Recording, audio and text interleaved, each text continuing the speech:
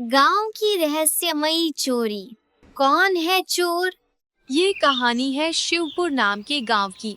छोटा सा गांव, चारों तरफ खेत, बीच में पुराना बरगद का पेड़ और उसके पास पुलिस चौकी। कुछ ही दिन पहले वहाँ एक नए सिपाही की पोस्टिंग हुई थी।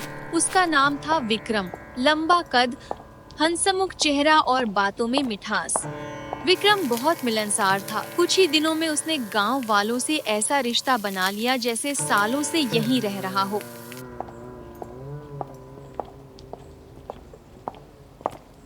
अरे सरपंच जी प्रणाम, कैसे हैं आप? भोलेनाथ की कृपा है। सावन का महीना है, इसलिए मन प्रसन्न रहता है। सही कहा आपने, हरियाली और भक्ति, ऐसा सुकून शहरों में कहाँ।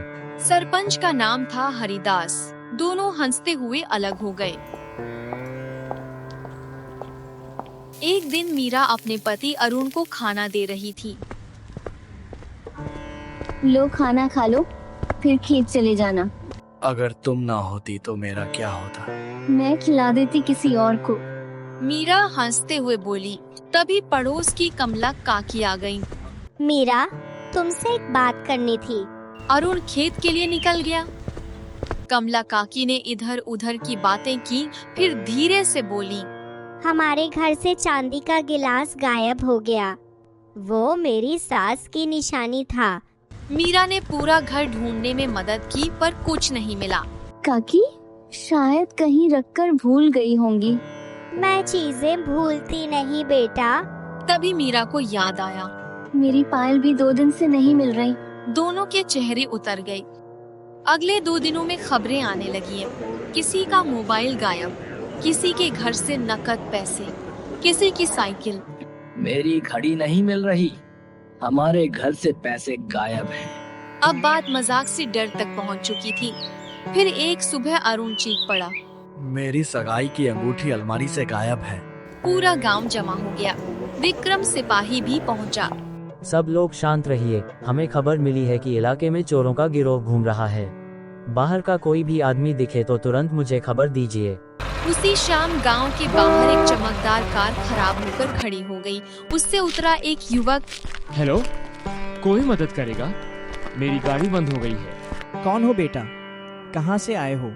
मेरा नाम निखिल है, शहर से आया हूँ। अगर बुरा न माने तो क्या मैं एक रात यहाँ रुक सकता हूँ? सरपंच ने उसे अपने घर में कमरा दे दिया। विक्रम ने दूर से देखा और सरपंच से बोला, सावधान रहिएगा, चोरी शुरू होने के बाद पहला बाहरी आदमी आया है। निखिल अगले दिन गाड़ी ठीक करवाने की बजाय गांव में घूमता रहा। न औजार, न मैकेनिक। रात को अरुण ने देखा कोई परछाई गलियों में घूम रही है।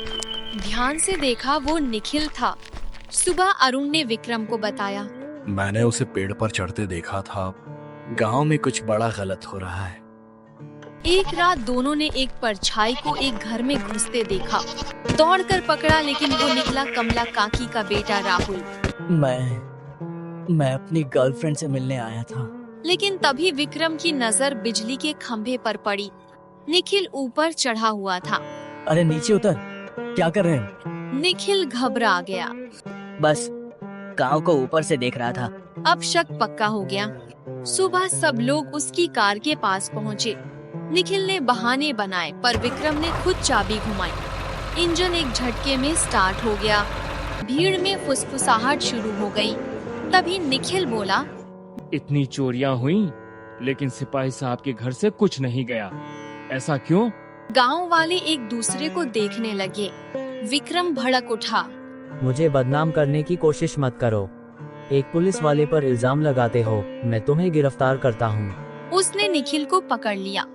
तभी दूर से पुलिस जीप का सायरन सुनाई दिया। जीप से उतरे इंस्पेक्टर और 2 सिपाही। निखिल ने जेब से मोबाइल निकाला और वीडियो चलाया। उसमें साफ दिख रहा था विक्रम रात में घरों में घुसकर सामान चुरा रहा है। सब दंग रह गए। निखिल बोला, मैं क्राइम ब्रांच से अंडरकवर ऑफिसर हूँ। मैंने पेड़ों और खंभों पर कैमरे लगाए थे। असली चोर यही है। विक्रम भागने लगा, पर पुलिस ने पकड़ लिया। उसके घर की तलाशी हुई। चोरी का सारा सामान बरामद हो गया। कुछ चीजें उसने बेच दी थी। शिवपुर ने उस दिन एक बड़ी सीख ली। चेहरा नहीं, चरित्र असली पहचान होता है। और धोखा देने वाला आखिरकार पकड़ा ही जाता है।